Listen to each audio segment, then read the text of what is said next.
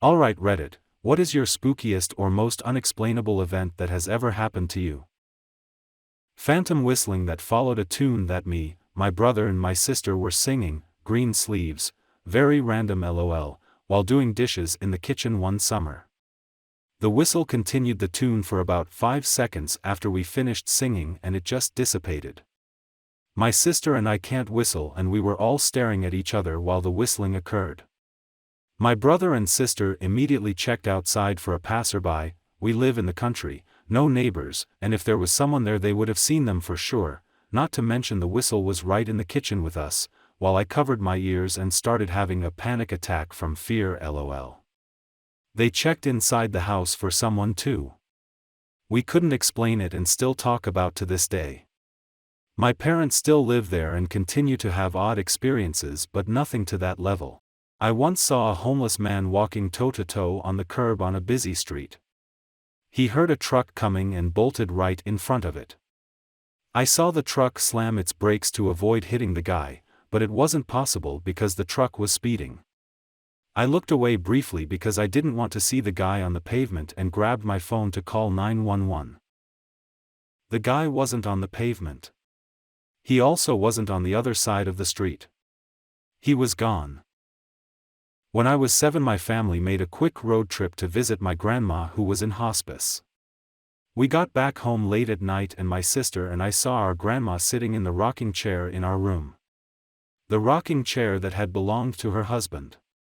Our mom walked in and told us that grandma had died and we were gonna drive back in the morning. My sister and I didn't mention it for years, but we both are absolutely certain grandma stopped by to say goodbye. I was at a friend's farm walking down the road, talking to the owner. I told her of a story my brother told me of seeing a large flash when he was there last. We laughed a little, and then there was a huge flash that lit up the whole valley. I saw it as a tunnel. There were 5 of us there that saw it. Yeah, it was a bit odd. Saw an old lady walking in front of me. I walk past her, she smiles at me. I thought she might know me, I smiled back. After maybe 10 seconds, I look back and she vanished. It was broad daylight and not a very busy road, it goes straight with just one turn which is clearly visible too. It was 10 seconds, no normal person can vanish like that. It was really spooky. My father was diagnosed with terminal cancer May 2018, he was given a couple of months to live. My sister was his primary caregiver. I would share some of the responsibility by going over occasionally to help with all sorts of daily routines. My sister was asked to be part of a wedding party, her best friend since grade school was getting married. She had called to ask for me to make sure my schedule was clear so that she would be able to attend a bridal shower. So I opened up my calendar and marked the date and time. This would have been early June 2018, scheduling for late July 2018. A few weeks after this conversation, my father inevitably had succumbed to his diagnosis and died July 4, 2018 in the afternoon. The following few weeks were non-stop with arrangements and legal matters etc. I was the executor, so I was very busy every day after his passing. One morning I was feeling overwhelmed and needed some time to myself. I had asked my husband to take our daughter out for the day so I could just reflect and nap. I fell asleep on the sofa. I had been sleeping for a little while when I awoke to hearing my father's voice, "Wake up Dolly," what he called me growing up. It sounded as if he were standing over me. It sent shivers down my spine. I sat up and had this overwhelming urge to grab my phone. When I opened it, my calendar was open, which wasn't beforehand, and it was the same day and time where I had scheduled for my sister's outing a month beforehand, hang with Dad. It always made me question a lot of things. But ultimately I was grateful to have been able to hang with him after all, even with his creepy reminder haha. I haven't thought about that in quite some time, smiley face. Had visitors and their kids liked my room because it had a massive bed that they could play. We thought they were there because they were noisy. One of the mothers was about to tell them to be quiet when all kids came inside from the backyard asking for snacks. The noise from my bedroom was gone and we asked the kids if they've been in my room.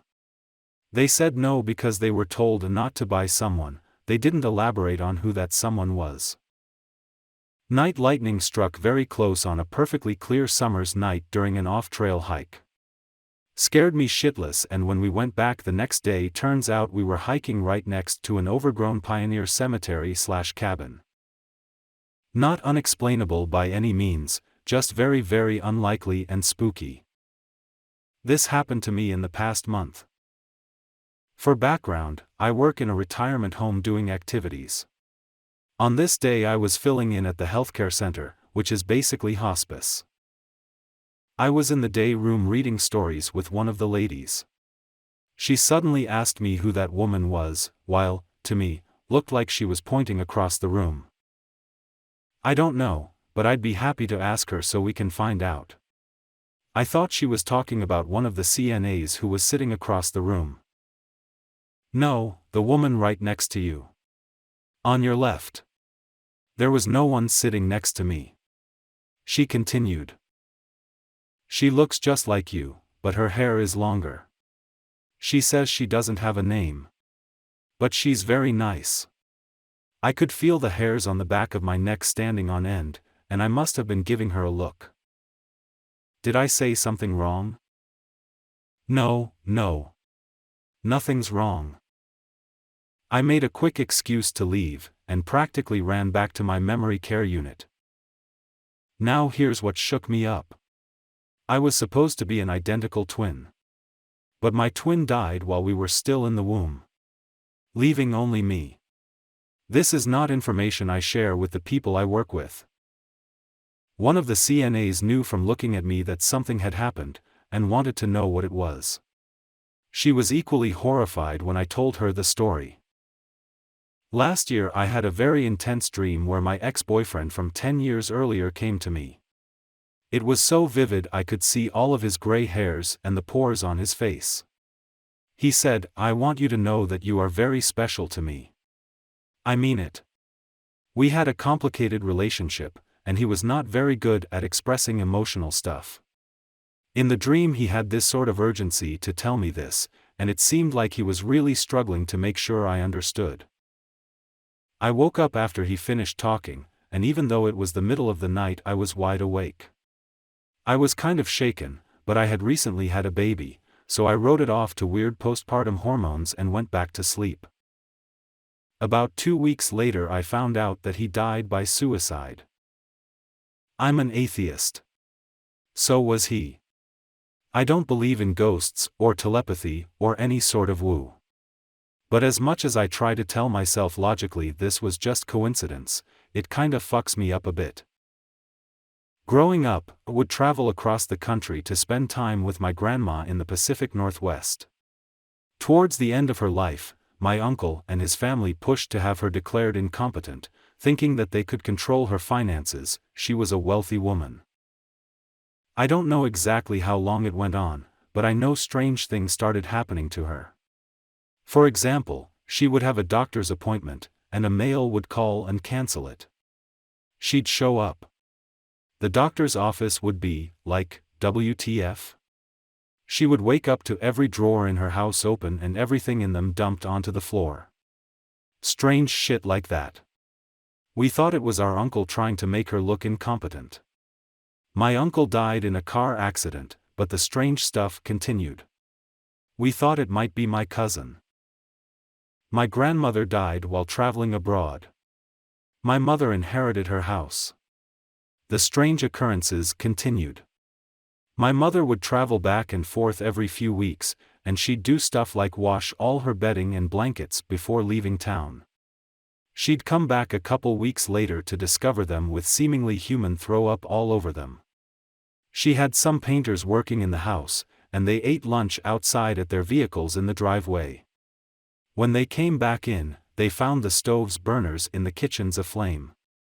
We thought it might be my cousin, who expected to inherit the house, trying to burn the place down. One day my mother flew back to the town I grew up in, and the next day her accountant called her very worried. The news was saying a woman around her age was found murdered on her street. Probate was still pending, and he was worried my cousin might have tried to have her killed. It turned out that it was the woman next door. Someone had beaten her, piled clothes on her, and set her aflame. She liked her alcohol and cigarettes, so they had staged it to look like she was drinking in bed and smoking and accidentally started a fire. They probably would have thought it was an accident, except someone was driving by and saw the smoke. When they went around back, they found that the glass in the door had been cut. She had also stopped smoking about 6 months before her murder. My mother started to feel uneasy about going back, so I offer to accompany her. We arrive. I walk around the house assessing security. The first thing I notice is that a side fence between the houses has been broken, like someone tried to climb over it but weighed too much for how it was secured. Beyond the fence is a patio with 3 doors. I go up to the patio, and I notice prying marks on one of the doors leading into the garage. My mother had a tenant on the property, so the garage was common space and the rest of the house was secured from it. I go into the garage, and I notice a way into an unfinished attic. I start walking around the house, discovering another way into the attic from within the house.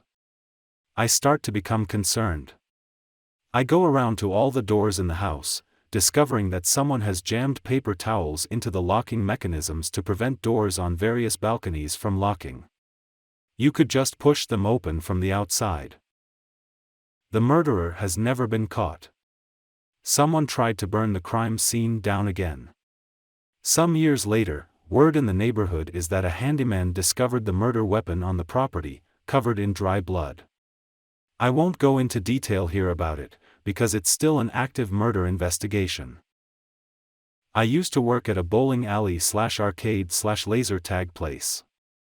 Apparently someone had died there in the laser tag arena just under a year before I started working there. One night, we closed the arena for a few hours and I had to clean the arena with some other employees. While we were cleaning, both the main lights and the decorative black lights went out and the whole room was pitch dark. I was on the upper level of the arena when one of the guys behind me screamed at the top of his lungs. I saw that he was somehow barely dangling above the safety rail and yanked his arm back before he fell. He was really freaked out, and said that something cold touched his back and pushed him. There have been other occasions where he's been injured or attacked by some unseen force while inside the arena and we all thought it was the ghost of the guy who died. The employee later quit because he was almost seriously injured inside that cursed arena. I was about 11 and at my mate's pop's farm for my friend's birthday. A weekend full of tree forts, truth or dare and shooting guns. It was sick. At night, me and my friends decided to play hardcore spotlight around the entire farm. This is about 9 acres BTW. My friend, who we'll call Gus, was picked to be the spotter. This meant he had a torch and had to try and find us in the pitch black bush.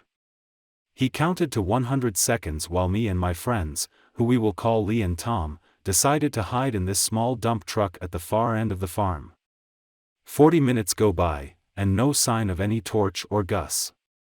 We are bored as fuck, so we decide to start beeping the horn and singing songs as well as flashing the light so that he could find us. 15 minutes go by, no Gus. We start to go back to the house, 'cause we think something might be wrong. We see a light on outside, and Gus is sitting there with tears everywhere. His shirt is wet from them. We think he hurt himself, but he had no marks whatsoever. He is just pale as fuck and panting. We asked what was wrong, and he said he saw a bunyip. A bunyip, BTW, is an Australian bush legend of a creature that lives in swamps and eats people.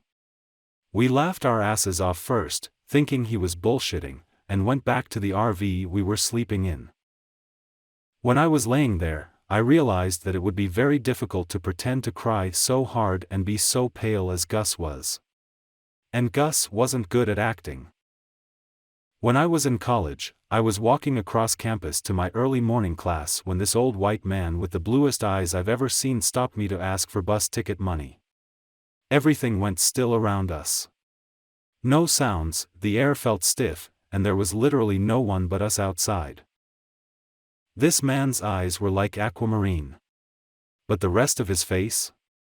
It was like his skin was plastered on, his nose looked stuck on like clay, his cheeks looked like they were barely hanging on to whatever was underneath. He looked truly bizarre.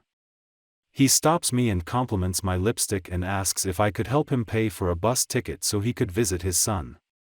I told him I didn't have cash to help him. He never breaks eye contact and tells me he's a veteran and takes his wallet out to show me his military lapel. When he opens it, I see a wad of cash in there, and he looks at me again and asks if I could help. While all of this was happening, the only thing I felt was that I was in danger.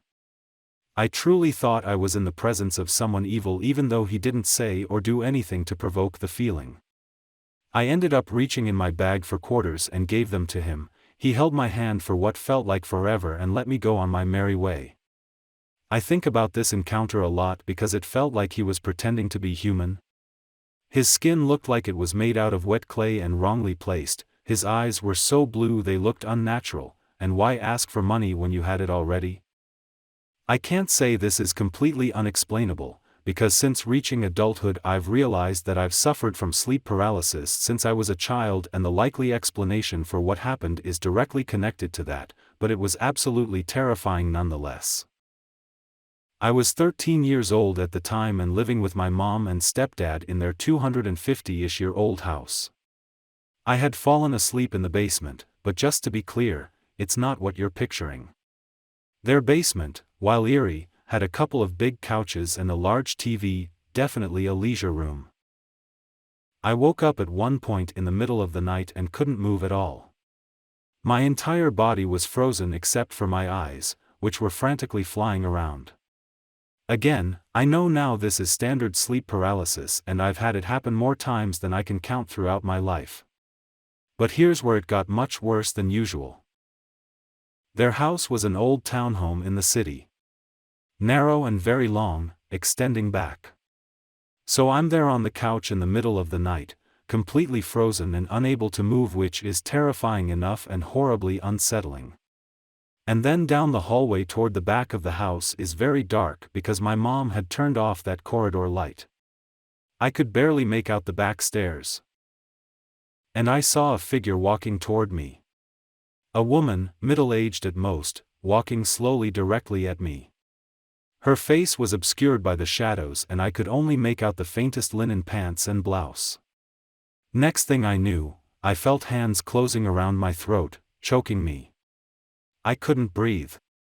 I couldn't think. I couldn't move. I couldn't scream out loud, but I was screaming in my head for what felt like an hour. Suddenly I could feel my limbs again and shot up on the couch. Not 5 seconds later I was sprinting upstairs to my bedroom, too afraid to look behind me. Never went back to that basement alone until I was an adult, and even then, it always creeped me out. I used to be a ghost tour guide in colonial Williamsburg. One night shortly after the holidays, I was leading an extended 10 p.m. tour.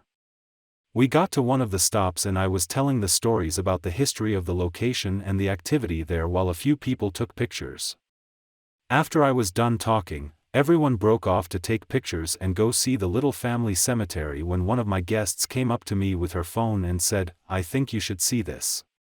It was a picture of me, and standing at my right shoulder was a large black figure with a smile I can only describe as demonic. I had never cussed at work before, but before I could stop myself, I said, "Oh shit." Then I checked to make sure there were no kids in the vicinity. Naturally, though, everyone else on the tour had to come see. We moved on pretty quickly after that.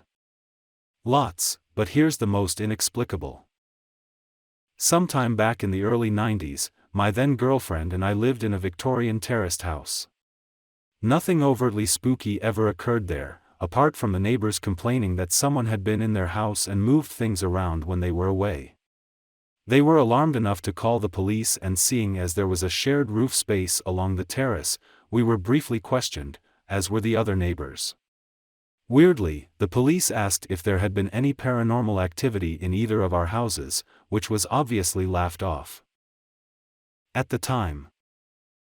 A few months later, my girlfriend and I were lying in bed with the lights out. I was on my back with my eyes open. Slowly, a luminescent, hollow ball faded into view, seemingly made up of lots of very small, dim fluorescent rods, like the magnified pictures of bacteria you see. The ball was about 1 meter across and was perhaps 1.5 meters above the middle of the bed. I was obviously having some pre-sleep hallucination. After a few seconds it faded and I turned to my girlfriend and said, "I just saw a ball of small lights floating over the bed." She had seen it too.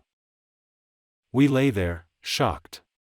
Soon, another hollow ball appeared, this time made up of dim, fluorescent triangles.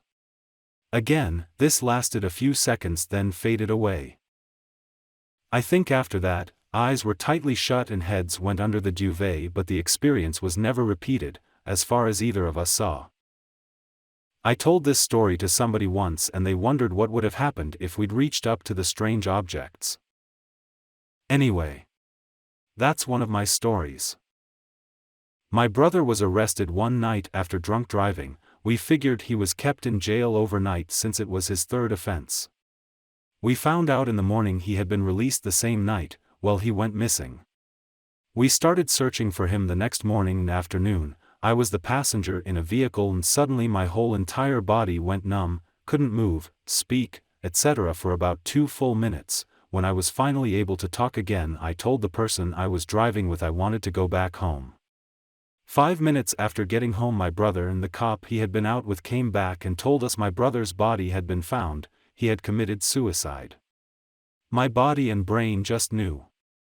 My brother had also had a dream that night that our brother came up behind him, gave him a hug, and said, "It's going to be okay." This happened about 12 years ago. I lived on the first floor of a 2-story building which had all kinds of weird, ghosty crap going on. My crazy landlord had bought heaps of random crap at estate sales and such and was hoarding it in the basement. Which I never went in 'cause it gave me the fucking creeps. I think all the dead people's junk is why the place was haunted as fuck, but this is my best story. I lived here alone for a year before my boyfriend moved in. We had no pets, and no kids. I told him a few stories and he was skeptical, at best. We shared a king bed, but had separate covers. I had recurring nightmares about a boy, maybe 2 years old, blonde bowl-cut hair, denim overalls but no shirt under and no shoes on him. He would stand on my side of the bed and stare at me, watching me sleep. I'd wake up in a panic and he would vanish. One night, I fell asleep with my feet out of the covers. Boyfriend was sleeping next to me. I feel a very gentle pressure on my left big toe, right where it joins the rest of my foot. I was awake, but absolutely freaked out. It lasted a few minutes and stopped. Eventually I fell back asleep. Over the next month, this happened a few more times. On different feet here and there. I didn't tell my boyfriend, worried he might laugh at me or think I was crazy. Next time it happened, it went on for a good 15 minutes, and I never had the nerve to look down and see WTF was holding my foot. I closed my eyes and whispered, "Hey, please let go of my toe." And slowly, the pressure left and I went back to sleep. I sucked up the courage and told my boyfriend the next day. He didn't laugh or call me crazy. He shrugged and said, "Okay, I know about your nightmares and something is going on. Next time it happens, wake me up and I will look down for you." Okay, great. So a week or 2 went by with no foot touching. I hoped it was over. Nope. I felt it again. I tapped my boyfriend and he opened his eyes. He was awake. I said, "Boo, he's got my foot. Look down for me." Boyfriend nodded, but didn't look down. He just stared at me and whispered back, I feel him, too. And I'm not looking either. From then on, he believed me when crazy shit happened in that apartment. By the way, we've been married 10 years now. Thanks for watching. Please like and subscribe for more daily videos.